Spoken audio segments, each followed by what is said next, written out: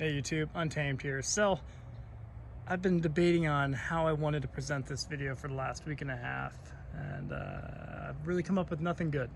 Nothing good other than just to show it to you and to let you know what I ended up doing. So I sold and I know it's going to upset some people, but I sold the 2021 Toyota Tundra TRD Pro that I had, the Lunar Rock. When I say sold, I sold it back to Toyota. So local Toyota dealership out here paid $65,000 for it, and that was in its stock form. Of course, I took off the diamond back bed cover, took off the iCamper. The only thing I left on it was the Nitto Ridge grapplers, the tires. That was the only thing I left on it, and I brought it back to stock. So sold that for $65,000, and I had this guy right here sold for $64,000 to the same dealership. So again, you can see I kind of brought it back kind of to stock. We left on the Westcott Designs lift, of course, because it would cost more to remove it than be more of a pain to remove it than actually, just to keep it on. So that is going to the same dealership for $64,000, and well, to me, that justified getting back into this to some degree. And when I say to some degree, because I've already owned it, right? I've already owned it twice, and I know it's insane, guys, and I know you guys are gonna totally beat me up, as you should at this point. I mean, it is insanity, I get it, but an opportunity came up to get this, and I paid $95,000 for it. And some of you are like, what, 95? What the heck? Isn't it a $90,000 MSRP? Yes, so 89.7, I believe, is the MSRP. I'll show you the window sticker here in a second. 89.7 is the MSRP. But before you totally take to the keyboard and beat me up, I encourage you just to do one thing. Do a Google search of 2021 Toyota Land Cruiser Heritage Edition for sale. Heck, just 2021 Toyota Land Cruiser for sale, and do a nationwide search. And then maybe you can report back to me in the comment section. So really, nowadays, any Land Cruiser Heritage Edition with less than 10,000 miles, they're wanting over $100,000. Most people are. I mean, we're talking, if it has less than 5,000 miles, you're probably talking 115,000 up to 130,000. Now, are they selling for that much? I don't know, right? I have no idea really if they're selling for that much, but based off prices nationwide, A, there's not too many to choose from, of course, and then B, all the prices are extremely high.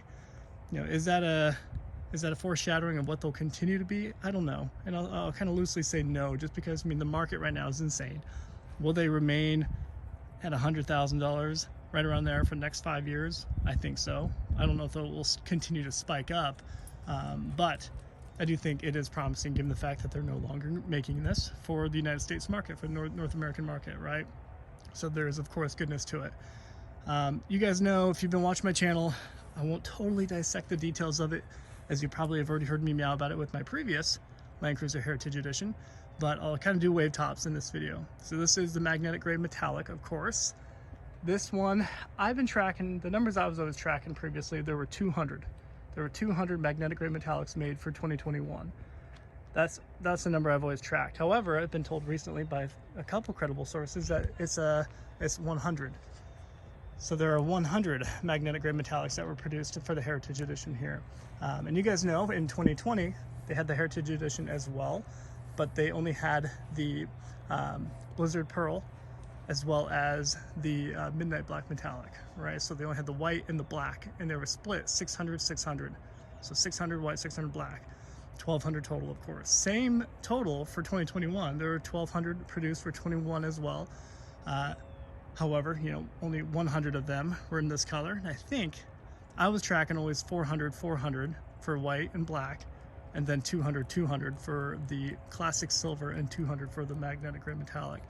So those were the numbers I was tracking. So I'm not really sure how it shakes out now. It might be 500 black, 500 white, and then 100 silver, and 100 of this. I don't know for sure. But anyways, I digress. So this is technically the most valuable Heritage Edition, at least most rare. Let me call it that, say it like that. And I owned it before, and you guys know I sold it for 100, my previous one. So realistically, it's essentially me. It's a wash, right?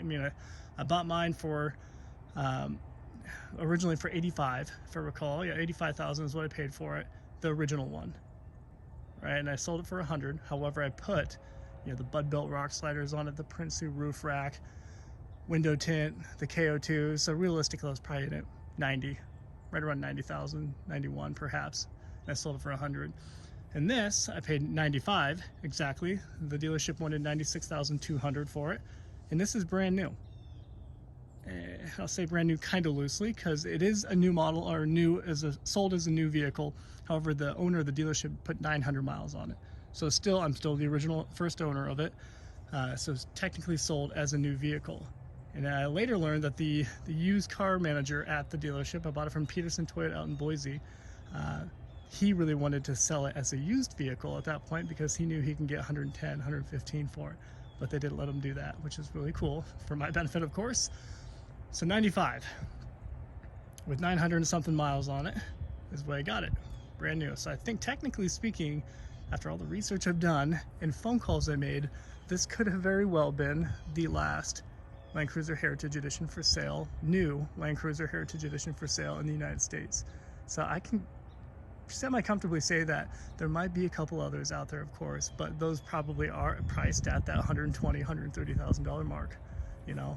So I'm pretty proud of having spent that much. It was a wash because I sold my last one for $100, and well, I essentially paid $100, maybe even a little bit more if I were to bring it back to exactly the way I had it, right? So I spent $95 for it, and then I spent $2,350 to get it transported from the West Coast out to here, to Maryland. So 2,800 miles, I spent $2,350, you know, for 2,800 miles of transport. So I'm at, 97.5 about in this, and that is without my rock sliders, without the rack. So essentially I lost a little bit, if you can think of it that way. So I'll stop talking numbers. I know some people like hearing that, some people don't really care, but there you have it. So we're back in the Land Cruiser, and I know I'm crazy, guys, but super stoked to have it. The thing that kind of helped me out in my mind to justify even paying the $5,000 markup on it from 90 to 95 was, let me get in the better side here.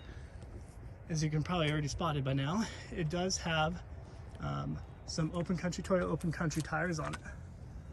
So these are cool. They're definitely not my go-to pick. As you guys know, I tend to gravitate toward the BF Goodrich KO2s and Niddle Ridge Grapplers, but these are still really good tires. I mean, people love these ones. So the AT3s, they have really good reviews. Just not my favorite. And how I bought it was, I went out there, I flew out to Boise, I flew out to the dealership, did the deal in person, of course, and then I drove it to my mom's house out in Washington, and I parked it there for a little while. That's why it's without the roof rack, by the way, because I took that off to actually fit it in my mom's garage, and it's still out there, so I'll probably sell it and still put on a Prince or a Westcott, something here. So yeah, they put on these tires, and you might have noticed it, maybe not, it's kind of hard to tell just off the naked eye, not to mention we're kind of on a little bit of a slant, so it's a little bit unfair here, but they put on a leveling kit as well. So I thought that was pretty cool. A little leveled out in the front, which you guys know, the Land Cruiser tends to have quite a bit of rake, quite a bit of drop in the front, which kind of looks pretty bad. I mean, especially since of how high that rear sits. So I think, and get my shadow in the shot, guys. And again, the tires turn, so it's not the best example there, but in my mind, I chalked it up to a $2,500 markup-ish, rather than the $5,000 markup, just because, getting that installed, actually getting the leveling kit, installing it, and then these tires are probably roughly $2,500 altogether. So all that to say, I'm very pleased with it, very excited to have this again. It's very extremely promising when it comes to value of these moving forward. So hopefully, we'll see. I'll leave it just with hopefully we keep this for much longer, as that is my goal going into this one, but you've heard me say that before. So I guess we'll just wait and see. So Peterson Toyota, Boise, Idaho. Shout out to them. Oop. Show this. I should show it while I'm back here anyway. So you got one kid seat back here, and that passenger seat is pulled back quite a ways. As you can see, is about touching the seat there. But a lot more headspace in here. This is not the third row, the two row here. But a lot of headroom as you come into it, which is the most notable difference between this and the 4Runner TRD Pro there. But again, I'm not going to dissect the interior in this video, as you've already seen me share it. But the old ancient 200 series. You can't see the smudges on the windows there, as I just got the windows tinted yesterday. So, got blind spot monitors on this. Here's the window sticker, team. If anyone cares to see that. That is very true. But yeah, so that is 89.2. So a little less than I said. Oh, look at that. Not even 500 miles, additional 500 miles. I got kids drinking here. All right, team. There she is. That glorious 5.7 liter V8, which is already a relic at this point, even for that Tundra. For the folks who were able to get a 21 Tundra in time, that will continue to be a valuable relic that people lust after, I think, for years to come, regardless of what price the gas prices do. You know, it's going to continue to fluctuate with different administrations. We all know that. So I think the V8s are going to continue to be the valuable thing moving forward. But yeah, so, and you got the 8-speed transmission. You guys informed me too, and I always considered it or thought about it, but the V8 in this is built in Japan. You know, everything is built in-house in the same factory in Japan for this Land Cruiser, whereas of course for the Tundra, it's in Texas. And that includes the engine. So although it's the same exact power plant, different transmission, 8-speed in this, 6-speed in the Tundra, you know, this is extremely well put together, as you'd imagine, you know, as they take so much time, attention to detail. Not to say we don't here, but, you know, people would argue all day long that this is just built a little bit better, even if it is the same engine. So team, very excited to have this, very excited to share more of it with you. And again, hopefully we'll actually hold on to this one longer.